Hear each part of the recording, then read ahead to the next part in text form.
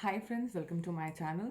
आज हम बात करेंगे कि बैंक के लॉकर्स में हम अपनी ज्वेलरीज को कैसे ऑर्गेनाइज करके रख सकते हैं। तो आज मैं आपको कुछ अपनी पर्सनली यूज़ और टेस्टेड टिप्स आपके साथ शेयर करना चाहूँगी। सो टू बिगिन विद, ये एक ज्वेलरी ऑर्गेनाइज़र बैग है जो कि मैंने अमेज़न से ऑर्डर किया है। मैं आपको दिखाऊंगी कि एक ये वाटरप्रूफ रेड ब्रोकरेट के डिज़ाइन में बहुत ही खूबसूरत बैग है। आई थिंक दिस मेरे को ख़रीदे हुए इसे बहुत टाइम हो गया है एंड दिस वॉज अराउंड 350 और 375। तो अब मैं आपको इसमें खोल के दिखाऊंगी कि मैंने अपनी ज्वेलरी को कैसे ऑर्गेनाइज किया हुआ है।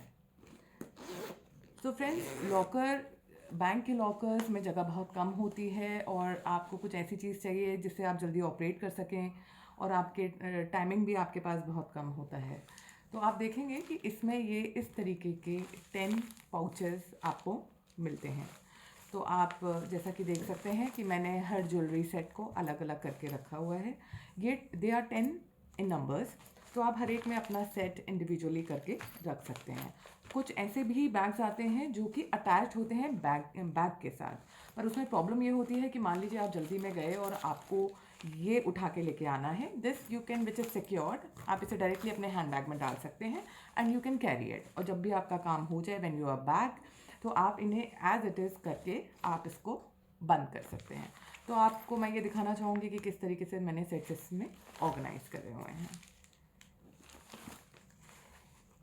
तो आप देख रहे हैं कि हर चीज़ एक बहुत ही साफ़ तरीके से बहुत ही नीटली इसमें आपने रखा हुआ है। इसमें इयररिंग्स हैं तो आपको कुछ भी ढूंढना नहीं पड़ता और ये सारी ज्वेलरी आप इसमें रख कर सिक्योर करके आप एज इट इज़ बैंक के लॉकर में रख सकते हैं। आप इसे बाहर निकाल के आराम से देख सकते हैं और इसमें सारी चीज़ें रख सकते हैं।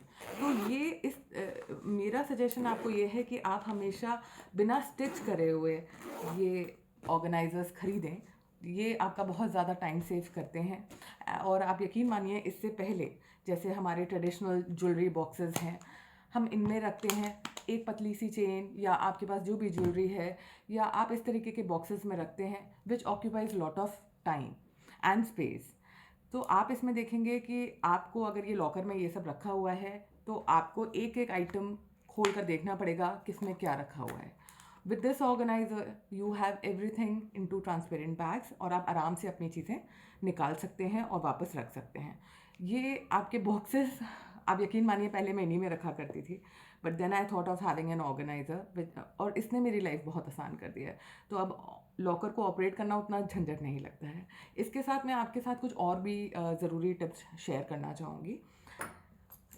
मेरी एडवाइस ये है, मैं अपने लॉकर की चाबी कुछ इस तरीके के पाउचेस में कैरी करती हूँ। आप देख रहे हैं कि ये मेरे घर पर रहती है और जब भी मेरे को करना है तो मेरी ये सारी चीज़ें एक जगह पर रहती हैं। तो मेरे ये लॉकर्स की चाबी मैं इसमें रखती हूँ। दूसरी मेरी टिप ये है आपके लिए, आप हमेशा एक इस तरीके की डायरी अपने लॉकर में ज़रूर रखें। इस डायरी से आप ये इसमें लिख सकते हैं आपने ऑपरेट किस दिन किया, आपने क्या आइटम बाहर निकाला और आपने उसे वापस लॉकर में कब रखा।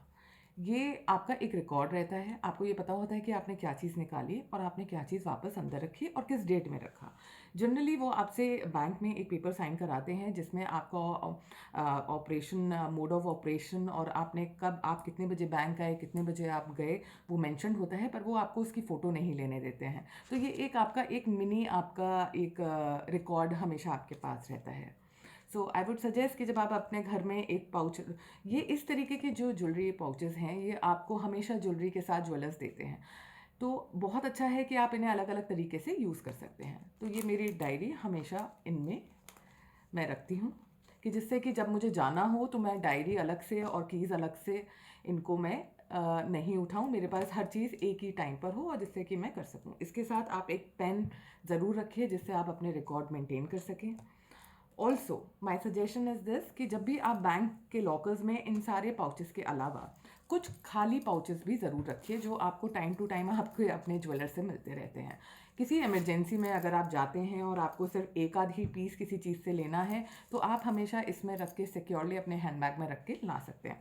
बहुत बार ऐसा होता है कि आपने अपने हैंडबैग में चीज़ रखी और आप आके ढूंढ रहे होते हैं। गोल्ड डायमंड एक ऐसी चीज़ है, अगर आपको तुरंत नहीं देखने पे मिला तो आपकी एकदम आपको टेंशन होने लगती है कि आपकी ज्वेलरी गई कहाँ।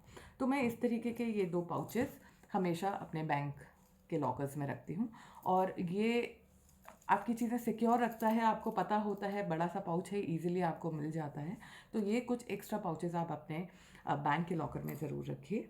सेकेंड इज़, जब आप बैंक के लॉकर को ऑपरेट करते हैं तो आपने देखा होगा कि जो भी आपको वहाँ से कर रहा होता है लॉकर के टाइमिंग पर, वो एक पहले अपनी की लगाते हैं, फिर आप अपनी की लगाते हैं, उसके बाद आप लॉकर ऑपरेट करते हैं। बहुत से लोग सिर्फ उसी की को यूज़ करते हैं, हम ऊपर से उसके बाद इस तरीके का एक छोटा सा लॉक उसमें लगा देते हैं। इससे बैंक के सारे लॉकर्स में आइडेंटिफिकेशन रहता है कि इतने सारे लॉकर्स में आपका लॉकर कौन सा है, आप इमीडिएटली एक्सेस कर सकते हैं। तो आई वुड सजेस्ट एक छोटा सा लॉक इस तरीके का अपने लॉकर में ज़रूर लगाइए। और इस तरीके की टिप्स के साथ मैं आपको ये सजेस्ट करूँगी कि आप इन्हें ज़रूर अपनाइए। बहुत बार बहुत टाइम इसी तरीके के बॉक्सेस को मैं यूज़ करती रही, but this is very easy, very handy और बहुत ही इकोनॉमिक है। So if you like my video, please subscribe and share. Thank you very much for watching. Hope these tips are very useful to you.